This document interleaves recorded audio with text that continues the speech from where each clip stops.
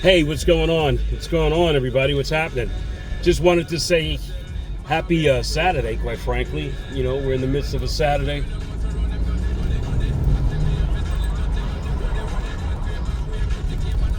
And headed to a street co-naming. But I wanted to jump on real quick and do what I didn't get a chance to do last night at the Noble Gala, their 39th annual and whatnot. 39 years doing what they do. Awesome. I was honored to receive the Benjamin Ward, former police commissioner Benjamin Ward, the Honorable, and I was excited to have been nominated again, and this time getting the award. I felt like Erica Kane, you know what I mean, from All My Children. Finally got it. Matter of fact, I got it because I got it right here. I got it with me, and I'm going to frame it up when I get in the house for the most part. And I want to thank Noble. First and foremost, I want to thank Mary Woods, who is a good friend, old friend. She and I go back to the days that I was primarily, 12, maybe 11 years old, give or take. We go back that far. We were next door neighbors, and she didn't think it robbery to nominate me again, knowing that I had missed out on the two previous times. And like I said last night, it didn't really affect me that I didn't get the nominations. I would have liked to back then, but I recognize there are other people out here doing great work.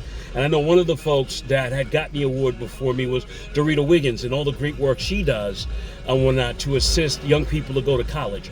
So when I was told that she got the nomination and she won, I was good with it. I was good, but this time Tony Herbert got it, and I'm honored to be recognized by folks that don't not only look like me, but also are the very people out here that are protecting and keeping us safe on our streets, in our jails. All of these law enforcement folks deserve awards.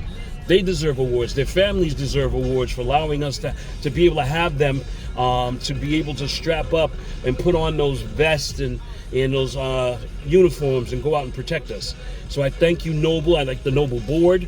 I thank, particularly President Julianne Stapleton, Captain Julianne Stapleton, for even allowing the nomination to go forward. So thank you guys so much. And, the crazy thing about it, and a lot of folks don't know, I actually took the police test back in 1984, I want to say. And I was just getting out of high school, so to speak, working at Bankers Trust as a temp. And you know how your family always promotes you to take the city test because you can't go wrong with a city pension. You follow me? And that's never been so true in realizing, quite frankly, had I gone forward. And the reason why I did not go into the police force and whatnot is because the bank that I was working for at the time offered me to make $30,000 more than what they were prepared to pay us at that time in the NYPD. And I think that was something along the neighborhoods of like $23,000, and I just couldn't fathom the idea of getting shot at for $20-some-odd thousand. So here it is. I get to wear suits, go down to Wall Street, work for Bankers Trust. Bang! I made more money than most police officers at the time. And now having friends who have gone on and had a lot of success in the police department, Marcus Williams, James Blake, Mary Woods, I can name a host of folks and what have you that I grew up with or went to school with. We were Cub Scouts together. We played stickball together. A lot of those folks and whatnot have gone on to have successful careers in the police department. Some retired.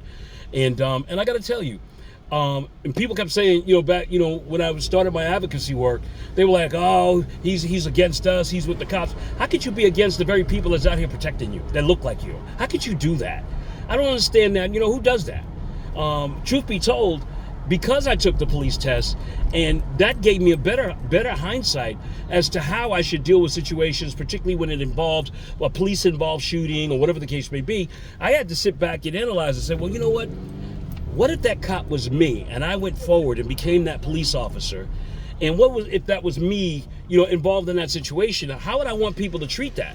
I would want people to be fair-minded and actually wait for all the information to come out before making any judgments, running out here, fight the power and breaking up, communities and all that stuff. I would want that to happen. So that's what I put into my advocacy work, that belief that we need to wait for all the information come out, and every person, you're innocent before proving guilty.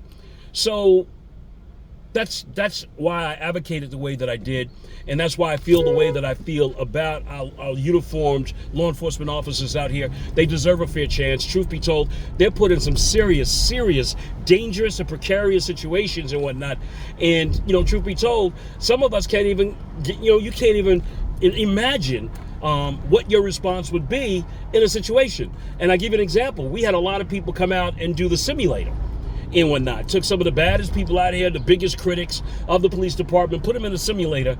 And basically, if you know what the simulator is, a different name for it, but it's a police, it puts you in a scenario as a police officer. You get like a gun belt, you get pepper spray, you get a taser, and you get a mock gun, and you're put in a situation where you're confronted. But the question of the matter is, what would you do in that situation? And most times, everybody decided they were going to shoot before they asked any questions. Because, again, you're put in a threat. And then sometimes if you slept, and because they have all kinds of scenarios. If you slept and thought that you could talk your way out of the situation, the perp already pulled out a weapon and you're dead. So before we pass judgment and what have you, I mean, there's some situations that's clear and whatnot. There's some police officers that should not be wearing the uniform and whatnot. I get that. And I had not a problem going after those individuals. And I know of 2 cases where I did that. But I'm not going after everybody, recognizing and what have you, that we don't have all the facts, so we can't move forward. So with that being said, I am 1,000% in support of any of our civil service workers out here that have put themselves in harm's way. I support them innocently until proven guilty. How about that? And we should all take that position. And so again, I want to digress and go back to Noble. I mean, I'm really honored to receive this from you guys.